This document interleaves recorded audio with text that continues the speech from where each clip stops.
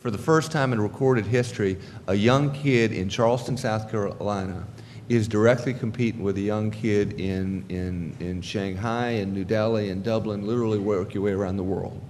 I mean, I think it is transformative when you think about internet and globalization, how it used to be that if you were born in Burma, from an economic standpoint, I mean, you could still love your wife, you could still love your kids, but from an economic standpoint, you were locked out. Unless you got a ticket out of that place, you were forever in second-class citizenry with regard to economic prospects.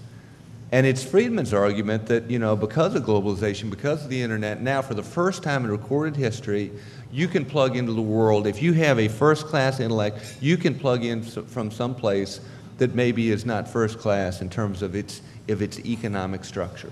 There's a way, in essence, to export the value of your intellectual capital in ways that have never before been the case. And what's that do? It sets in motion an incredible competition for jobs, capital, and a way of life across the 6.5 billion people that make up planet Earth.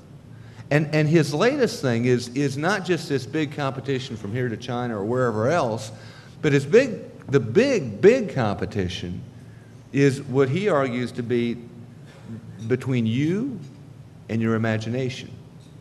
And it's his contention that those societies, those nations, those states, those businesses that free their individual citizenry to the extent that that individual can act faster and further on their imagination are going to be the places that thrive in the 21st century.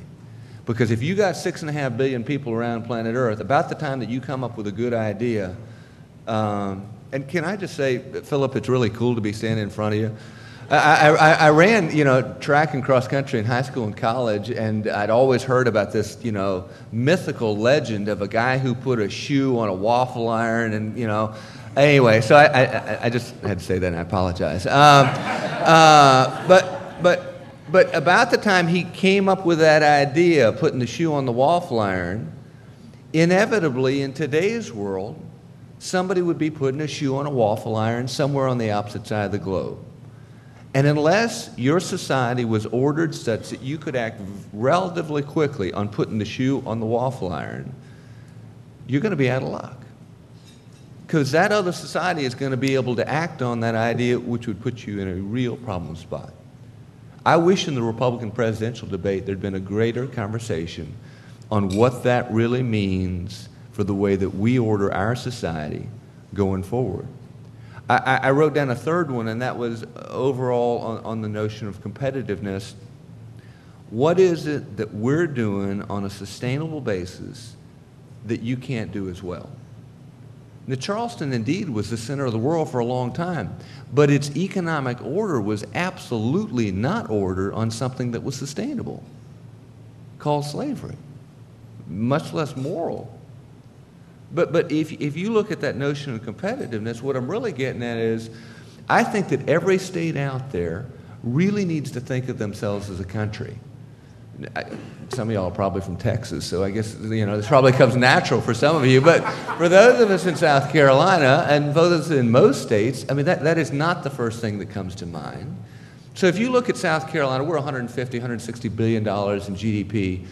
And that puts us a little bit below, let's say, Finland. It put us a little bit below Ireland. It put us a little bit below Venezuela. It put us a little bit above UAE, Dubai, a lot of stuff going on there. It put us above New Zealand, not a lot of stuff going on there. That's not a good example. It put us above Kuwait. It put us above Slovakia. I mean, in other words, it put us there as a lonely spot across this pool of 6.5 billion people, not competing with Georgia and North Carolina anymore, but literally competing with somebody on the opposite side of the world. What that means is a complete paradigm shift from the standpoint of being a policymaker, because if you're still worried about competing with Georgia and Alabama, you're in real trouble.